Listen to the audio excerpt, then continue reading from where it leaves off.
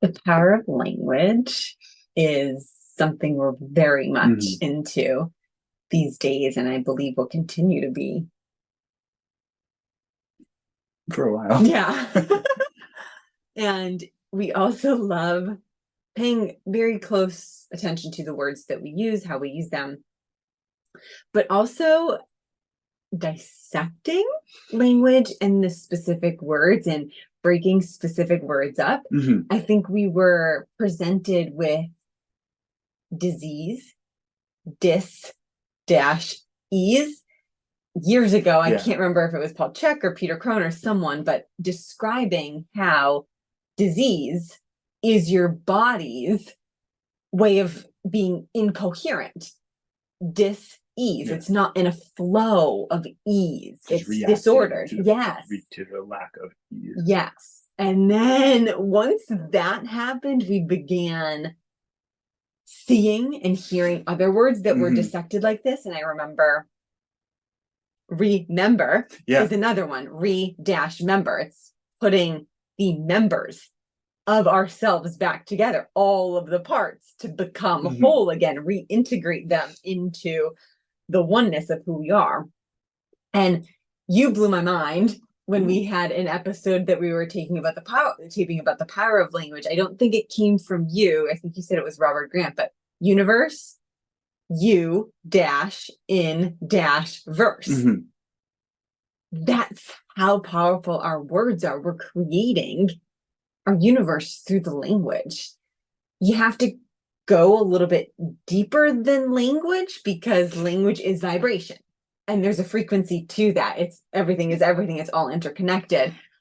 But when we began seeing how these words can be broken up, but perfectly put back together in a different way to understand a deeper meaning, it's blown our Yeah. minds. It's in a sense, it's like we are remembering our own language in a way, but like a lot of it, you can look into the etymology of words and see like where they came from and why a word's used, but also you can look into just sort of the way the word sounds and feels and what it makes you think. Because I think there's so many words that we take for granted that we constantly use and say, like remember is a good example. You say, like we talk about remembering things all the time, but we think it's like it's a mental process of remembering something that we knew, but it's really a matter of like integrating parts of ourselves that had been kind of lost and fractured along the way. And another one along those same lines is to be reminded.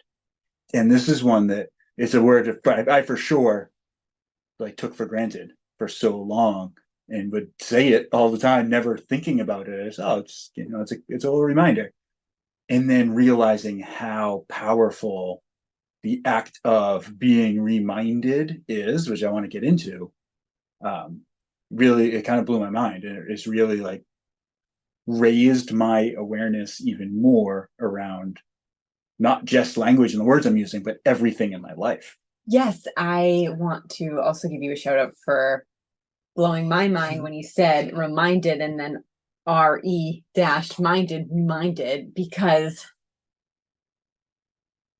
I honor and respect my past and other people's past. It got me to where I am. Mm-hmm. But there are many, many, many people in my life who constantly remind me of the person who I used to be because that's who they know. And I'm honestly trying to forget her. I don't mean that in a Yeah. bad way. I mean, I'm not showing up in my life as this person anymore. She was there to survive and got me to where I am now, but I'm dissolving her and a lot of the aspects of her that need to be left behind. Mm-hmm. And every time someone reminds me of my past and the past version of me, it comes back full force. Yeah. I'm saying this from experience, but think about all the people that the glory days they call it. Yeah. Yeah, Right. Yeah. living Yeah. in the Just, glory and days. you, it's a pattern. Yeah, and there's nothing wrong. Like there's beautiful memories. There's also heartbreaking memories that shape who we are in our reality today. But I do believe those past versions and the past experiences, good, bad, and everything in between, is for the awareness of raising our individual level of consciousness. We can't stay stuck in the past. That's why I said I honor it. I have so much reverence for it. And I do need to sometimes go back into those past versions of me so that I can remember how to put her back together, to ask her what she needs to move forward. But we almost get stuck in these past. It's patterns or loops. It's our old mind. Exactly. And it's like, I want to dive into that because I think this will make a lot more sense as we dive deeper and deeper into it. Because something we've definitely talked about a lot before, but I want to keep reiterating it because it's something that took me really 10 years to grasp, at least to the point where I'm at now. And it's still, I know there's a lot more coming because I get constantly have these like breakthroughs and revelations about existence and how I view the world. But I have come to realize, and I think you have too, that the world is not like the present moment is not a continuation of the past. It goes the other way around. Each moment is emerging from the void, and it's something completely new and whole, like this whole new experience in each moment.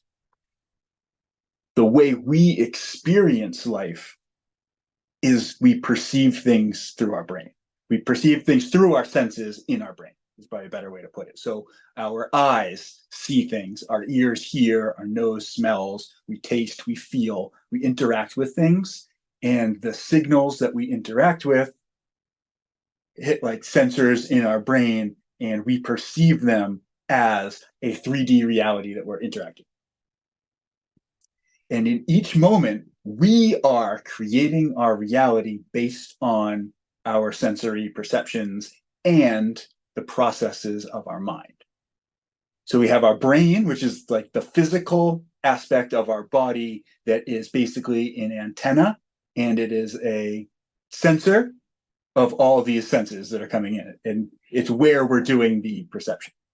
Our mind, and we use those words interchangeably a lot, or my brain and my mind, but they're different things. The mind, I would at least consider, I don't know the exact definition, but it is the processes of the brain. So it's like thoughts, concepts, beliefs, reactions, those kind of things are processes of the mind. So it's the mind is what's interpreting the data that our brain is receiving. And then we are creating our own reality is, I think, the clearest way I could put that.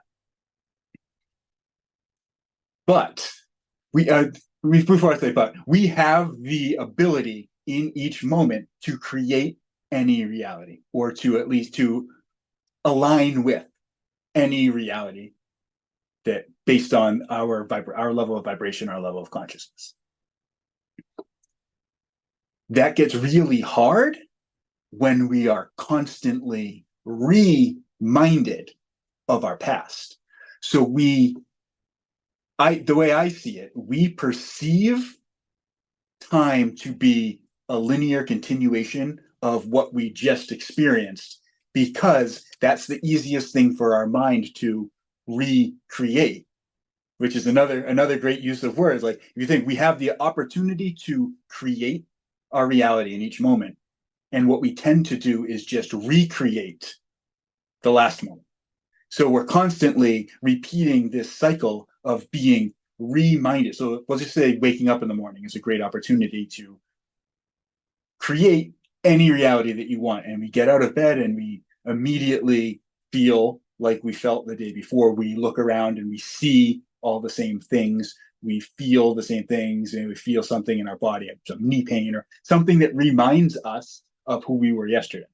And in that moment, we start replaying all the same processes that are going on in our mind. We remind ourselves of who we used to be. And then we recreate our life based on the perceptions that we had yesterday. So this is very prevalent when you start to look at like brain research.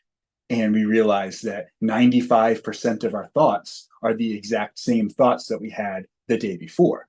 It's because we are constantly being reminded of who we used to be.